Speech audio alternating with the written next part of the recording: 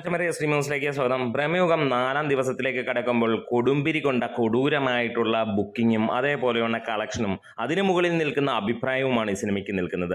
പല സിനിമകളും 100-150 കോടി കാണുമ്പോൾ പലരും പറയും, പിന്നീട് കാണുമ്പോൾ പറയും അതായത് ഇതൊക്കെയാണോ വിജയിച്ച പടമെന്ന് ചോദിക്കാം. പക്ഷേ ഈ ഒരു കാര്യത്തിൽ ഒരു കാര്യം നമുക്ക് ഉറപ്പിക്കാം, ഇത് മലയാളത്തിൻ്റെ കൾട്ട് ക്ലാസിക്കിനകത്തിൽ വരുന്ന സിനിമകളുടെ പട്ടികയിലേക്ക് കയറിയിരിക്കുന്നു. ഒപ്പം മലയാള സിനിമയിൽ ഇതുവരെ കണ്ടതിൽ വെച്ച് ഏറ്റവും മികച്ച ക്ലാസിക് ചിത്രങ്ങളുടെ പട്ടികയിൽ ആദ്യ സ്ഥാനത്തേക്കും എത്തിയിരിക്കുന്നു എന്നുള്ളതാണ്. അഭിനയം കൊണ്ട് മമ്മൂട്ടി വിസ്മയിപ്പിച്ച ഈ ഒരു ചിത്രം 4-ാം ദിവസത്തിലേക്ക് കടക്കുമ്പോൾ ഒരു കാര്യം ഉറപ്പാവുകയാണ്, ആദ്യ 4 ദിവസം കൊണ്ട് വേൾഡ് വൈഡായിട്ട് സിനിമ 32 കോടിക്ക് മുകളിലേക്ക് എത്തുമെന്നുള്ളത്.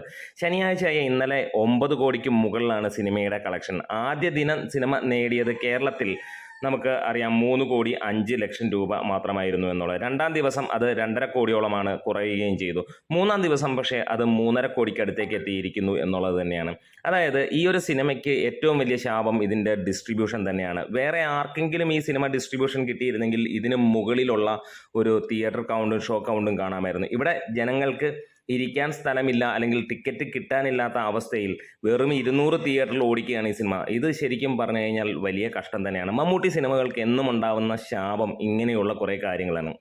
മികച്ച സിനിമകൾ വരുമ്പോൾ, മികച്ച രീതിയിൽ പ്രകടനം നടത്തുമ്പോൾ ഇങ്ങനെയുള്ള കുറച്ച്, ഒന്നെങ്കിൽ എവിടെയെങ്കിലും വിദേശ രാജ്യങ്ങളിൽ അത് പ്രോപ്പറായിട്ട് ഡിസ്ട്രിബ്യൂട്ട് ചെയ്യില്ല, അല്ലെങ്കിൽ കേരളത്തിൽ ഇല്ല. ഇതിപ്പോൾ വിദേശ രാജ്യങ്ങളിൽ നമ്മൾ കാണുന്ന കൊലത്തൂക്ക് തന്നെയാണ്. കേരളത്തിൽ നിന്ന് ഈ 3 ദിവസം കൊണ്ട് സിനിമയ്ക്ക് ലഭിച്ചിരിക്കുന്നത് ഏകദേശം 9 കോടിയാണ്. അതേ സ്ഥാനത്ത് വിദേശ രാജ്യങ്ങളിൽ നിന്ന് 12 കോടിക്ക് മുകളിലേക്ക് വരുന്നു. GCCയിൽ നിന്ന് 12 കോടിക്ക് മുകളിലേക്ക് വരുന്നു എന്നുള്ളതാണ്. അത് തന്നെയാണ് എടുത്തു പറയേണ്ട ഒരു കാര്യം.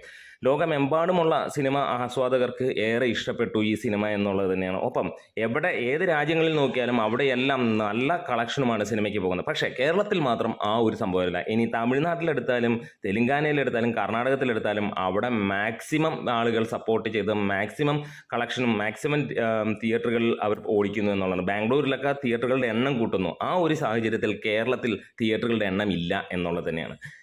ഇത് ഗൗരവമായി ചിന്തിക്കേണ്ട ഒരു കാര്യമാണ്. ഒരു മമ്മൂട്ടി സിനിമയല്ല, ഏത് സിനിമയാണെങ്കിലും സ്വാഭാവികമായിട്ട് ഈ 9 കോടി കിട്ടിയെടുത്ത് ഒരു 15 കോടിക്കെങ്കിലും എമൗണ്ട് കിട്ടേണ്ടതാണ് ഈ 3 ദിവസം കൊണ്ട് ഈ സിനിമയ്ക്ക്. കാരണം അത്ര ക്വാളിറ്റിയുള്ള എക്സ്ട്രാ ഓർഡിനറി പോസിറ്റീവ്, വെറും പോസിറ്റീവ് എന്നല്ല, എക്സ്ട്രാ ഓർഡിനറി പോസിറ്റീവ് നൽകിയ സിനിമയാണ്. ഒരു ദൃശ്യ വിസ്മയം എന്ന് തന്നെയാണ്. കണ്ടിറങ്ങുന്നവർ ഒരാൾ പോലും ഈ സിനിമയെ മോശം പറയുന്നില്ല എന്നുള്ളതാണ്.